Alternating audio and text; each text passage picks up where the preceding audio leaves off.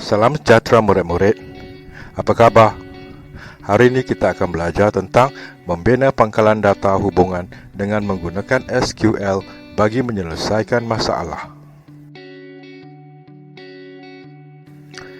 MySQL ialah perisian sumber terbuka pengurusan pangkalan data yang membolehkan pengguna menyimpan, menyusun dan mendapatkan data semula. Perisian ini amat popular kerana perisian ini mudah digunakan, berprestasi tinggi dan boleh dipercayai. Andaikan anda ingin membina pangkalan data untuk menguruskan rekod sekolah, satu jadual rekod sukan sekolah dalam bentuk 3NF perlu disediakan. Jadual bermula dengan jadual yang tidak ternormal, iaitu 0NF. Oleh itu, langkah pertama yang perlu diambil ialah menghasilkan skema hubungan ternormal. Berdasarkan jadual pada gambar raja, atribut yang berulang-ulang dikenal pasti. Kunci primer akan diberi seperti yang ditunjukkan dalam jadual seterusnya.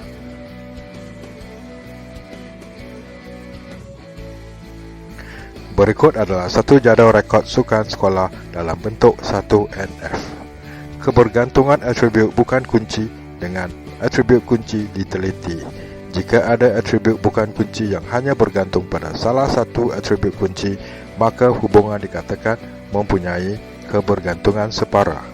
Jadual yang baru perlu dibentuk untuk mengatasi situasi ini. Gambar raja menunjukkan satu jadual rekod sukan sekolah dalam bentuk 2NF. Berdasarkan jadual ini, kewujudan kebergantungan transitif dikenal pasti. Hasil daripada penelitian tersebut, terdapat kebergantungan antara atribut bukan kunci, iaitu kategori dan kelas. Kategori bergantung kepada kelas yang menentukan umur murid sama ada di bawah 18 tahun ataupun di bawah 15 tahun. Jadual yang seterusnya akan menunjukkan jadual dalam bentuk 3NF.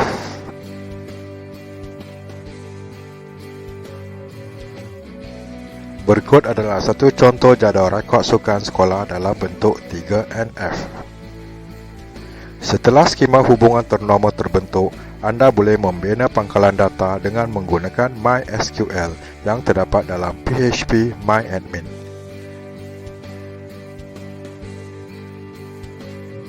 Gambar raja ini menunjukkan penciptaan pangkalan data menggunakan MySQL. Pada PHP MyAdmin, klik pada tab Databases. Seterusnya, beri nama pangkalan data yang anda inginkan. Contohnya, sukan. Klik pada butang Create. Seterusnya, pangkalan data sukan telah berjaya dicipta.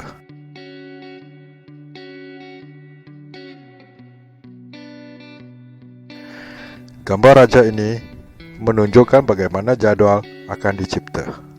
Klik pada tab SQL untuk menulis pernyataan SQL bagi mencipta jadual. Pastikan anda klik pada nama pangkalan data yang dicipta tadi untuk memastikan jadual dicipta dalam pangkalan data yang betul.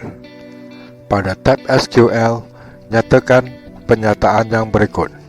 Create table peserta dalam kurungan ID peserta integer dalam kurungan 5, primary key, nama peserta warca dalam kurungan 15, not null, jantina cah dalam kurungan 1, kategori warca dalam kurungan 10, rumah sukan warca dalam kurungan 15. Paparan output pada gambar raja yang kedua menunjukkan struktur jadual peserta yang telah berjaya dicipta.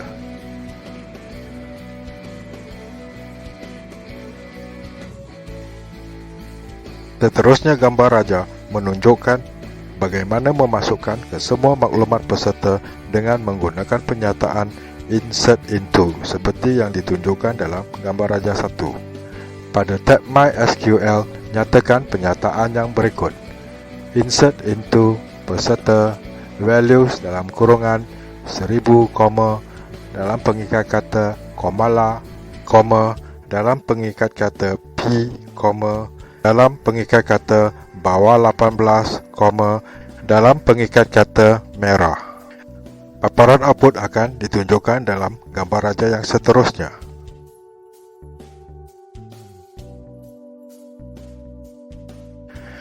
Paparan output ini menunjukkan ke semua rekod yang telah berjaya dimasukkan ke dalam jadual peserta.